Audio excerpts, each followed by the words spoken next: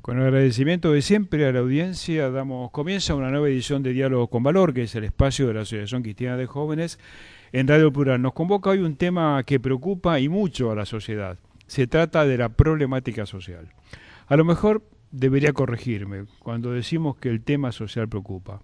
A juzgar por los resultados alcanzados, no pareciera que la preocupación se haya reflejado en las consecuentes acciones para evitar la desgracia de presenciar cómo un tercio de la población está en situación de pobreza y un porcentaje también alto de indigencia.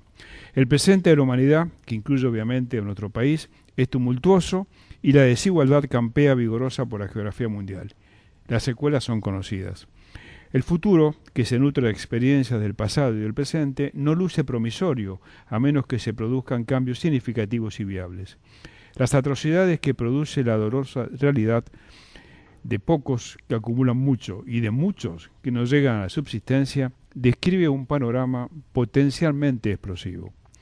En su encíclica Laudatio Si, el Papa Francisco hace un llamado a proteger nuestra casa común y a unir a toda la familia humana en la búsqueda de un desarrollo sostenible e integral. Cuando se observa que los políticos de todas las latitudes se refieren enfática y positivamente respecto a la citada encíclica, surge de inmediato la pregunta, en realidad, ¿la habrán leído?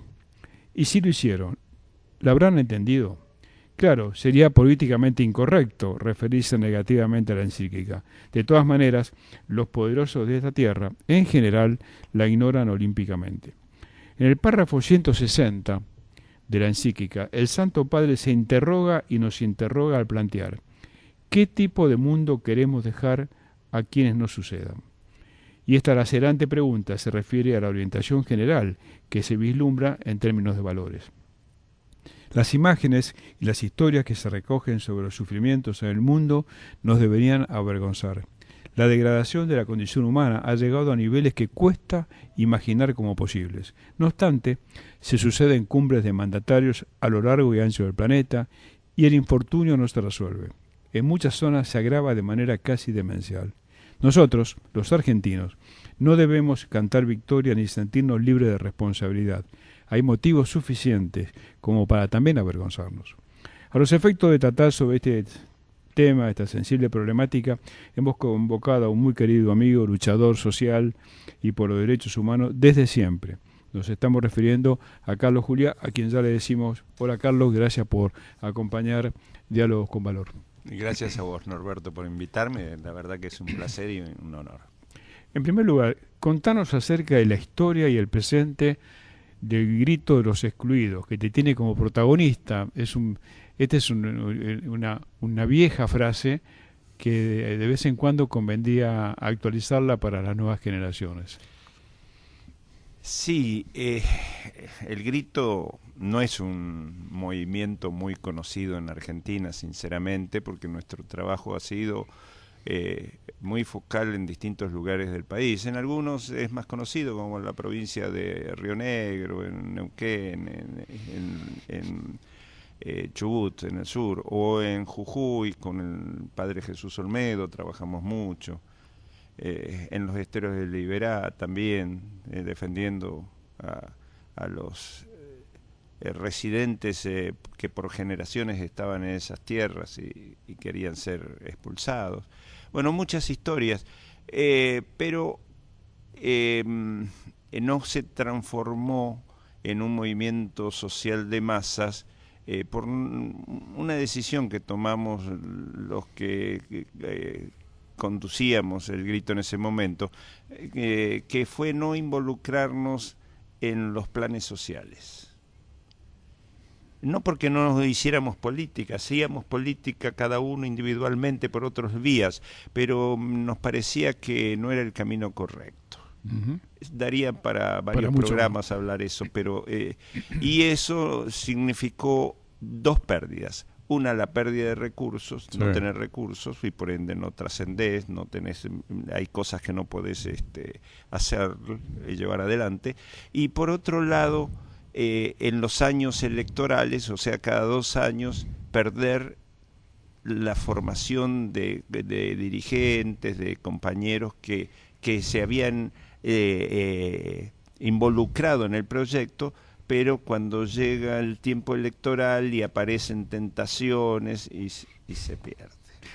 Es un tema que en las organizaciones cercanas a la iglesia nos ha pasado muchísimo. Se repite mucho, sí.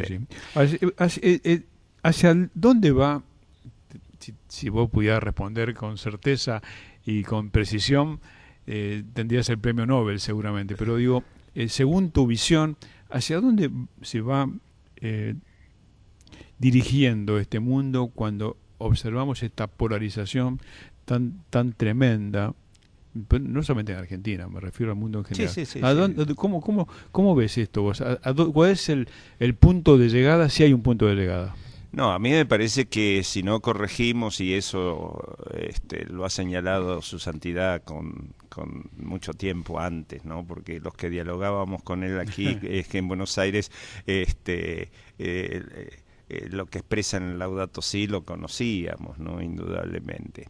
Pero el mundo se está suicidando, evidentemente. No es muy esperanzador lo que estoy diciendo, pero yo creo que hay posibilidades. Por dos motivos, entiendo yo. Uno, por la concentración del capital financiero, que indudablemente domina absolutamente todo, lo cual hace desaparecer las organizaciones políticas sociales, por una parte, y por otra parte la falta de grandes dirigentes. Yo creo que desde la mitad del siglo XX, la segunda mitad para aquí, no surgieron grandes dirigentes. Se podría coincidir en más o en menos, pero en la primera mitad del siglo XX hubo grandes estadistas. Grandes estadistas. Absolutamente. Sí. Y de todos los colores, diríamos, ¿no es cierto? Claro. Pero de los 50 para aquí desaparecieron todos. Y entonces me parece que esa es una falla muy grande. No tenemos grandes conductores ni tenemos estructuras políticas que desaparecieron. Fíjate, en Francia se llega a presidente alguien que no tiene partido. Sí, ¿no? claro. Entonces no es un problema nuestro. Construido casi de la noche a la mañana. Claro, ¿no? O sea, con otros caminos. Ese me parece que es un gran drama. Y el segundo drama es la concentración urbana. Todos los ciudadanos tienen derecho a la vida en ciudad, pero yo creo que no es el derecho a vivir en las grandes urbes. Las grandes urbes destruyen al ser humano, la calidad de vida, todo, absolutamente atentan contra todo. Por eso me parece, yo siempre desde hace muchos años vengo estudiando un tema que es la reorganización y reestructuración y la planificación de nuestro país. Cuando yo era adolescente, el doctor Arturo Frondizi ganó las elecciones con un eslogan, decía: gobernaré para 12 millones de argentinos. Esos 12 millones de argentinos podían en ese tiempo ubicarse en cualquier lugar del país, porque el país estaba deshabitado. Absolutamente. ¿No? Y eso que ya habían venido las primeras migraciones hacia el Gran Buenos Aires y todo lo demás, pero uno iba a La Matanza y había manzanas y manzanas desocupadas que eran campo directamente. Digo La Matanza por ser el partido más numeroso, más no denso, hablemos de los otros. Hoy ya no es posible un país que no esté planificado en todos sus términos: dónde vivimos, dónde trabajamos, dónde estudiamos, cómo nos formamos, cuál es el lugar de recreación y de cultura.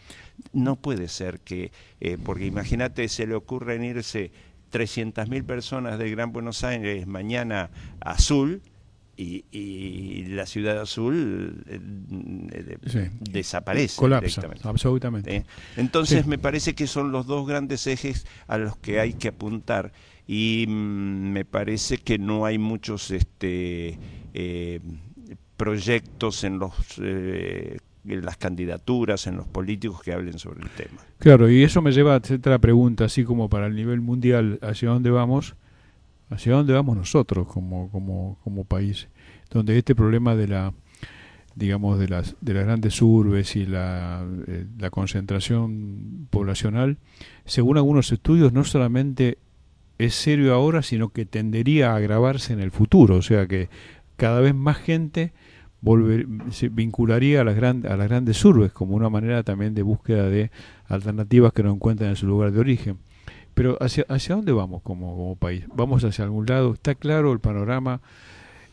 ¿Hay consensos? ¿Hay debate? ¿Hay análisis? ¿Hay reflexión? ¿Cómo lo ves? A ver, yo creo que no vamos para ningún lado en este momento.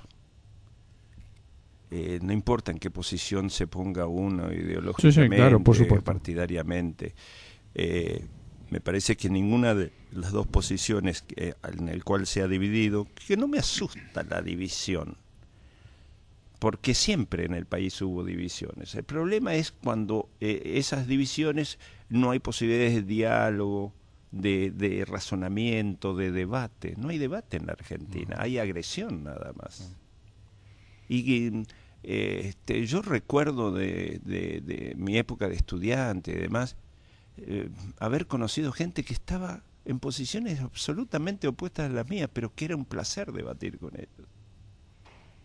Claro, porque debatías ideas. Ideas. Después la implementación y demás es otro camino. Pero si no debatimos los grandes temas, claro, las grandes ideas... empezamos a debatir personas. Claro, y cosas puntuales. Y me parece que ese es un grave problema. Y vos sabés que esto también va en contra del mensaje del Santo Padre, que hace mención ahora, y lo hace, vos te acordás como arzobispo de Buenos Aires, bregar por la cultura del encuentro, que la cultura del encuentro no es resignar posiciones, sino es que compartir puntos de vista, ¿no? Digo, complementando lo que vos mencionás. Yo creo que el último intento de diálogo fue Diálogo Argentino. No tengo ninguna duda. Y muchos atentaron contra él. Absolutamente. Nosotros tuvimos un rol, bueno, desde el principio, y yo digo algo, no sé, vos también tuviste un rol muy importante. La Argentina no soportaría, me parece, en las condiciones actuales, no soportaría otro 2001-2002. Sin correr el riesgo de una disolución social, de una guerra civil. Violenta. Sí. Y es cierto, esa fue la experiencia más notable, que fue desaprovechada por la dirigencia política. ¿Te acordás que la dirigencia política en ese momento no podía salir a la calle? Exactamente. Cuando pudo salir a la calle, desconoció al diálogo argentino y también la sociedad civil. Nosotros teníamos que haber hecho un poco más de fuerza para que eso no pasara, haciendo un poco de autocrítica, ¿no? Es que merecemos hacernos, es necesario hacer la autocrítica, porque vemos que los dirigentes actuales y de los últimos, no sé, 20 años no han hecho autocrítica ninguna, ¿no? No, para nada. Ninguna. Todos los funcionarios y dirigentes que tenemos han salido de nuestra sociedad, de la misma manera que los militares salieron también de nuestra sociedad. Sí. Me parece que la Argentina viene de mal en peor, porque yo voy a usar una frase muy fuerte. Creo que venimos de una dictadura sangrienta a democracias fraudulentas. Las democracias han estafado a la ciudadanía. Bueno, vos decís una cosa muy fuerte, pero si recordás una de las últimas frases de Alfonsín en vida, fue: la gran deuda de la democracia fue la deuda social. Lo dijo él. Que eso tiene alguna relación con tiene una relación, sí, evidentemente, pero me parece que a eso tenemos que apuntar, ¿no? Porque si no, esto también se le echaba toda la culpa a la dictadura, y no le vamos a perdonar los pecados capitales, ¿no? Para nada. Pero era fácil para el discurso decir, bueno, venimos de una dictadura, la deuda, trabajo que yo he dedicado mi vida al tema de la deuda, y es cierto, la deuda creció con la dictadura, pero miremos para adelante qué pasó. ¿Se solucionó el problema o se agravó? No, para nada. Bueno. Es cierto, y fíjate vos la vergüenza que tenemos como sociedad, que deberíamos tener como sociedad, cuando un tercio de nuestros compatriotas está en la situación que está. Y en esta época de invierno, a lo mejor por ser invierno y por ver las personas necesitadas con mayor vulnerabilidad, te das cuenta, aún en la ciudad de Buenos Aires, Carlos, las cosas que uno ve desde el punto de vista social, desde el punto de vista del abandono, son extraordinarias, son inconcebibles. Y al mismo tiempo observas el nivel de debate de la dirigencia política que nada tiene que ver con esa realidad que sufre la sociedad. Por eso ese descrédito tan brutal de la clase política, ¿no? Me parece que tenemos que rever profundamente el sistema democrático si queremos salvarlo. No es cuestión de llenarse la boca con democracia y resulta que la democracia no se come, no se trabaja, ¿no? Para oír a Alfonsín. Alfonsín. Por una parte, y por otra parte la forma de representación no sé si es la vigente, que tendría que estar vigente en este momento. Tiene muchas falencias y si no la vemos la vamos a dejar morir realmente. Claro, sí, es interesante esto.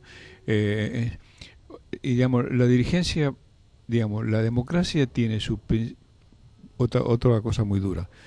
Tiene sus principales riesgos en los propios dirigentes. Esta dirigencia, en la medida que se desacredita, puede llevar a lo lamentable que es desacreditar la democracia, que son dos cosas distintas. No hay que desacreditar, al contrario, hay que fortalecer la democracia, para lo cual hay que tener una dirigencia de otra densidad, de otras características. Yo no tengo duda. ¿Y podemos vislumbrar un conductor en la Argentina que con esas características?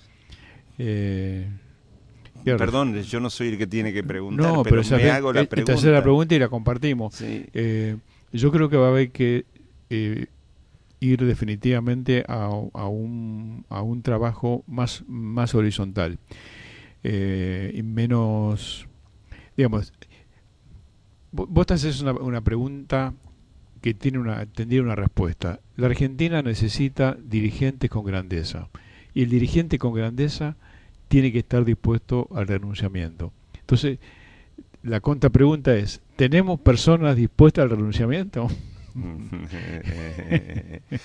Sí, es una pregunta que yo me he hecho muchas veces en la vida, porque en Argentina grandes héroes fueron se consagraron por el renunciamiento. Obvio. ¿Y eso es positivo o es negativo? No, creo que demuestra la grandeza por una grandeza parte, por un lado, y al mismo tiempo el egoísmo y la perversidad por el otro. Lo que se hizo con San Martín, claro, lo que se hizo con el diálogo San Martín-Bolívar lo he leído y estudiado y pensado 1000 veces, porque indudablemente con los grandes valores de los dos grandes libertadores, ¿no? Pero sí, eran muy diferentes. Muy diferentes. Uno dispuesto al renunciamiento, otro no. Fíjate cómo terminó la experiencia, cómo terminó. Belgrano, Moreno, tantas otras personas. Argentina tuvo las personas, digamos, dirigentes o líderes, como queramos llamarle, que hicieron posible llegar a constituirnos como nación, con todas las dificultades. Hoy cuesta encontrar personas con renunciamiento, y la situación actual requeriría una dirigencia política dispuesta a entregarlo todo por salvar a la Argentina, por salvar esta patria a la que hacemos referencia. Yo pienso mucho en nuestro, más en estos años, en nuestra independencia. Y pienso en la independencia de 1816, con todas sus cosas positivas, sí, pero la ignorancia de la Declaración de Independencia de 1815 en el Arroyo de la China, hoy en provincia de Entre Ríos, hoy concesión del Uruguay. Sí. Y en esa Declaración de Independencia había participado la mitad del país, claro, lo que hoy es la Argentina. Tal es así que las provincias de las Misiones y las provincias de la Banda Oriental y las provincias de Entre Ríos, Corrientes y Santa Fe no participan en Tucumán porque dicen, no, si nosotros ya declaramos la independencia, Sí, claro. estamos de acuerdo. ¿Por qué esas divisiones tuvimos tan grandes? Sí, sí. Algunas son divisiones que hacen a nuestra propia cultura y otras también los intereses que siempre existen, intereses, ¿no? sí, los Lógicamente los siempre intereses. existen. Hoy está también presente eso en el mundo, ¿no? Eso, la Argentina es un país emergente, no sé si emergente, es un país periférico. Está influido desde los centros de poder y sí, América Latina y sí. Y la concentración de la riqueza y todo lo demás hacen más vulnerable, porque no nos engañemos, el día que necesiten el agua, el petróleo, lo que sea, van a venir y lo van a tomar, no nos van a pedir permiso. No tengas de eso la menor duda. No nos van a pedir permiso. Creo que nos hemos ido, perdón. No nos hemos ido, al contrario. Recordamos que estamos dialogando con Carlos Juliá y te llevo un poco, hablaba de si tenemos conductores, ¿no? Y te llevo al gran conductor, entre comillas, que es el Papa Francisco, ¿no? Que es el líder más reconocido, no solamente desde el punto de vista religioso, desde el punto de vista político, es el líder más reconocido mundialmente. No hay nadie que se acerque ni remotamente. Y te llevo un tema, lo trato con gente que puede hablar sobre el tema, que conoce y conoce más que yo, que es la encíclica Laudatio Si, que a mí me parece una encíclica, me parece un documento extraordinario, y vos lo has leído muchas veces porque y gracias a vos y a Juan Carlos Smith lo he leído por segunda vez y me ayudó mucho leerla por segunda vez. Pero al mismo tiempo que te digo esto, que es una hoja de ruta extraordinaria, integral, a mí te digo esto, me sorprende los políticos que la adulan, la valorizan. Yo tengo la impresión de que acá hay un montón de gente que habla de esta encíclica y no tuvo ni la menor idea, no la han leído. Y si la han leído, no la han entendido. Y si la han entendido, la han de alguna manera disfrazado para acomodar, para no aplicarla. Claro, para acomodarla a su pensamiento, porque es un documento exigente, esperanzador, porque no es que te da un panorama, te va llevando también a la solución, te va diciendo, mira, este es el problema, pero también acá está el camino para la solución. Claro, la solución es costosa desde el punto de vista de cambio, ¿no? Estructural. Te pregunto vos cómo la sentís. A ver, yo siento que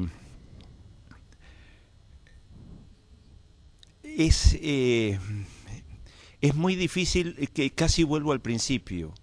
Como bien decís, la solución está en el propio texto, pero hay que cambiar el mundo, claro, más o menos, material, real. Y para eso se necesitan dirigentes que cambien la cabeza. Si no cambiamos la cabeza, y eso nos pasa a los argentinos también, porque yo veo muchísima dirigencia que hace colas para viajar a Roma, que se golpea el pecho y todo lo demás, y conozco muchísimos que el cardenal Jorge Mario era de alguna manera perseguido por ellos, ¿no? Absolutamente. Y otros que pedían audiencia y no los recibía porque no era moral prácticamente hacerlo. Entonces, qué difícil es. Si no, la derrota cultural es muy profunda en la sociedad, es muy profunda. Sí. No hay valores. ¿No? ¿Dónde está la escala de valores? Sí, esto es dramático. Y es cierto que decís, Carlos, que cuando vos querés reconstruir, tenés que empezar por, digamos, el testimonio de aquellos que tienen más poder, más responsabilidad, y hay más obligaciones, eso está claro. Y hoy eso es lo que de todo el arco, ¿no? Creo que no hay muy pocas excepciones de todo el arco político, aún desde el punto de vista sindical, desde el punto de vista Sí, sí, en todos los sectores. intelectual, En todos los sectores. la intelectualidad. Mira, hace poco, vine a cuento, hace pocas semanas hicimos nuestro ciclo Tertulias IMCA, que lo hacemos en el Café Tortoni, una especie de taller literario. Tocamos este año dos escritores, poetas, que fueron Lugones por un lado, y hace muy pocas semanas Mallea. Cuando vos, Mallea escribió el libro ese famoso, la pasión, historia de una pasión argentina. Lo escribió cuando tenía 30, 32 años, allá por la década del 30, 30 y pico. Es un libro terrible desde el punto de vista de que presenta una Argentina, hablando del año 30, antes del 40, una Argentina donde él ve la desesperanza, la incertidumbre, toda esta, la perversidad, la falta. Ese libro lo traes hoy, de sacar la fecha, y muchas de esas cosas, bueno, en este escritor y en tantos otros, aparece. Y cuando hacíamos el debate después de la presentación de Mallea, y a las personas se sentían tocadas por esto y decir, sí, esto nos está pasando. Lo cual habla de una decadencia extraordinaria, porque han pasado decenas de años. Tendría que ser distinta a Argentina, no igual a lo malo que fue, sino mejor de esa situación. Ahora, ¿hay conciencia en la dirigencia política de esto? Vos cuando ves los debates, cuando ves de qué estamos discutiendo, cuando hay una necesidad tan imperiosa, ¿lo ves? No hay. Y la decadencia de la Argentina de los últimos 50 años está a la prueba. Lo podemos ver a diario dentro del país y fuera del país, porque si nosotros vemos que el dinero, los recursos se fueron todos para afuera, ¿no? Entonces algo nos falló. Algo falló en nuestros conductores, en nuestras estructuras jurídicas. Sí. La arquitectura jurídica del país no fue lo suficientemente sólida para contener determinadas desviaciones, porque el ser humano no se equivoca, pero nosotros nos equivocamos un poco más, parece. Sí, ¿no? Un poco más. Y vos que también tenés alguna vinculación con el mundo sindical, especialmente con Juan Carlos Smith. Mucha. Que Juan Carlos Smith, a quien hemos conocido, hemos tenido y lo tendremos en otro futuro congreso en septiembre sobre valores, pensamiento crítico y tejido social, parece a veces, cuando uno lo observa, parece una mosca blanca en el sindicalismo. ¿Es así o...? No, lo conozco a Juan Carlos Smith desde hace más o menos 20 años. Lo he visto crecer sin traicionar jamás un principio y un valor. Es un hombre que se pregunta, su padre fue trabajador ferroviario y se pregunta si mi padre estaría de acuerdo, ¿no? Él fue miembro del directorio de PAMI hace unos cuantos años atrás, y cuando le comentó al padre el sueldo que iba a tener, le dijo: eso es una inmoralidad, yo como jubilado gano tanto. Y él donó siempre su sueldo a la obra social, ¿no? de los trabajadores de su sindicato de dragado. Entonces creo que Juan Carlos no ha perdido esos grandes valores. Es difícil desde un gremio no muy poderoso poder pelear contra grandes corporaciones que... Aún sindicales. Sí, aún sindicales que te dicen yo tengo 1.000.000 de afiliados, ¿cuándo tenés vos? ¿No? Seguro. Es difícil, pero me encantaría conocer muchos dirigentes en todos los sectores, empresarios, sociales, políticos y todo lo demás. Con esa ética. ¿No? Con la ética de él, que hace 30 años que viaja de Rosario, donde vive con su familia, a Buenos Aires, viene los lunes, se va los viernes manejando su propio autito. Realmente no se mareó por llegar a secretario general de la CGT. Carlos, gracias por tu tiempo, ha sido un gusto poder dialogar contigo así abiertamente. Gracias a vos, Norberto. Lo mejor para vos. Que, espero que haya muchos lugares donde se pueda volver a hablar de valores. Qué falta que nos hace. Así será. Gracias. Ha sido Carlos Julián, nuestro invitado de hoy, como decimos siempre, Argentina Anticamina con Esperanza Activa. Hasta nuestro próximo encuentro por la 103.